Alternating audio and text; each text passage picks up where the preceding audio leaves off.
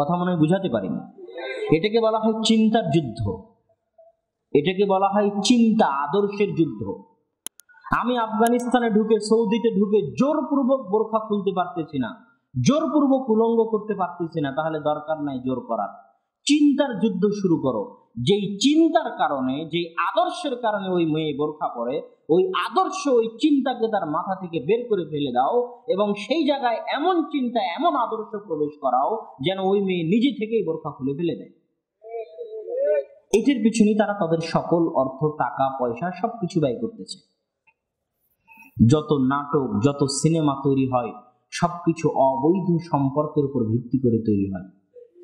খুব কম নাটক, কম সিনেমা দেখবেন যেখানে স্বামী স্ত্রীর ভালোবাসার উপর ভিত্তি করে, বৈবাহিক বৈধ জীবনের ভালোবাসার উপর ভিত্তি করে নাটক বা সিনেমা তৈরি করা হয়েছে। কেননা সকল নাটক সিনেমার একটাই উদ্দেশ্য থাকে, যেন এটা বিষাক্তের মতো যুবক সমাজের মাথায় প্রবেশ করে এবং তারাও যেন ওই সাহসিকতা দেখানোর চেষ্টা করে যে তার প্রেমিকাকে নিয়ে পালিয়ে যেতে হবে, প্রেম করতে হবে, ওই রকম একটা রোমান্টিক জগতে যেন সে বসবাস করে তার ব্রেন নিয়ে, তার বিবেক নিয়ে, এবং সেই চেষ্টাই যেন সকাল সন্ধ্যা রাত দিন করে। এই জন্য এত যত কিছু দেখবেন সবকিছুর পিছনে ওই অবৈধ সম্পর্কের উস্কানি। সম্মানিত উপস্থিতি, তো একজন মহিলা, একজন নারী একটি পরিবারের জন্য, একটি সমাজের জন্য কতটা গুরুত্বপূর্ণ তা আমি আপনাকে আরেকটি উদাহরণ দিয়ে বলি। ইব্রাহিম আলাইহিস সালাতু ওয়াস সালামের স্ত্রী সারা আলাইহিস সালাতু ওয়াস সালাম যখন জালেম বাদশার দরবার দিয়ে অতিক্রম করতেছিলেন এবং জালেম বাদশা তার সাথে খারাপ কাজ করার আগ্রহ প্রকাশ করে সামনে এগিয়ে আসতেছিল, তখন তিনি সালাতে দাঁড়িয়ে গেলেন আল্লাহর কাছে দোয়া করার জন্য। এবং সালাতে দাঁড়িয়ে আল্লাহর কাছে দোয়া করে বললেন, আল্লাহুম্মা ইন কুনতা তা'লাম, হে আল্লাহ, আপনি যদি জানেন আমি সারা আমার লজ্জাস্থানের হেফাজত করেছি, আমার পর্দার হেফাজত করেছি, তাহলে হে আল্লাহ আজকে আমার উপর কোনো কাফেরকে জয় করিয়েন না। তো একজন সতী, ন্যায়পরায়ণ, পরহেজগার নারীর এই দোয়ার মূল্য আল্লাহর নিকটে এত বেশি যে আল্লাহ সুবহানাহু ওয়া তাআলা সাথে সাথে ওই শয়তান কাফেরের হাত পা সবকিছু অবশ করে দিলেন। এটা একজন পরহেজগার নারীর গুরুত্ব আল্লাহর নিকটে। আল্লাহ সুবহানাহু ওয়া তাআলা স্বয়ং খাদিজা আলাইহা সালাতু ওয়াস সালামকে সালাম পাঠিয়েছেন জিবরাইলের মাধ্যমে। জিবরাইল বলতেছে, তাকে বলেন আল্লাহ তাকে সালাম দিয়েছেন।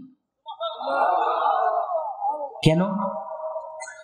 তিনি একজন আদর্শবান স্ত্রী ছিলেন, যিনি রাসূল সাল্লাল্লাহু আলাইহি ওয়াসাল্লামের সুখে দুঃখে, দাওয়াতি কাজে, ঈমানি যাত্রায় সব সময়ের সঙ্গী ছিলেন, একজন আদর্শবান স্ত্রী। রাসূল সাল্লাল্লাহু আলাইহি ওয়াসাল্লাম হেরা গুহা থেকে ফিরে সর্বপ্রথম তার নিকটে আশ্রয় পেয়েছিলেন।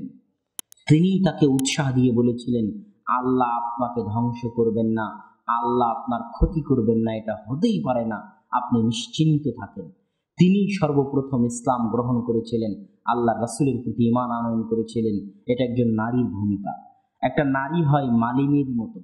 একটা গাছ আস্তে আস্তে বড় হয়ে ওঠে, কিন্তু এই গাছটার পিছনে একজন মালিনী লাগে, যে গাছটাতে প্রতিদিন পানি দেয়, যে গাছটাকে বেড়া দিয়ে ঘিরে দেয় যখন গাছটা ছোট থাকে, যেন ছাগলে না খেতে পায়।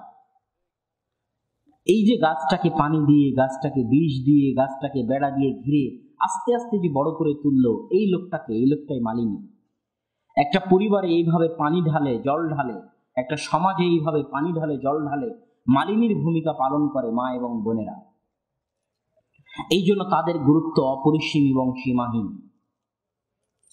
কিন্তু রাসূল সাল্লাল্লাহু আলাইহি ওয়াসাল্লাম স্পষ্টভাবে বলেছেন, ইন্নাদ দুনিয়া ওয়া মা ফিহা, দুনিয়া এবং দুনিয়ার মাঝে যা কিছু আছে, কুল্লুহা মাতা, সবই হচ্ছে সম্পদ, ওয়া খায়রু মাতাইহা, আর সর্বশ্রেষ্ঠ সম্পদ হচ্ছে আল মারআ আস-সালিহা, একজন ন্যায়পরায়ণ পরহেজগার সতী নারী হচ্ছে দুনিয়ার সর্বশ্রেষ্ঠ সম্পদ।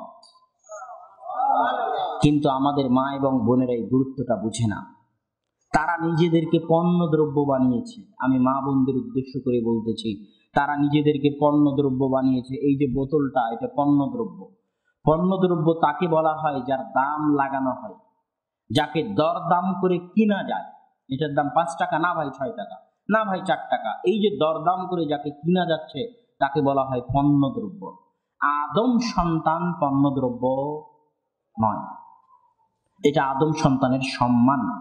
আদম সন্তান বিক্রিযোগ্য বস্তু নয়।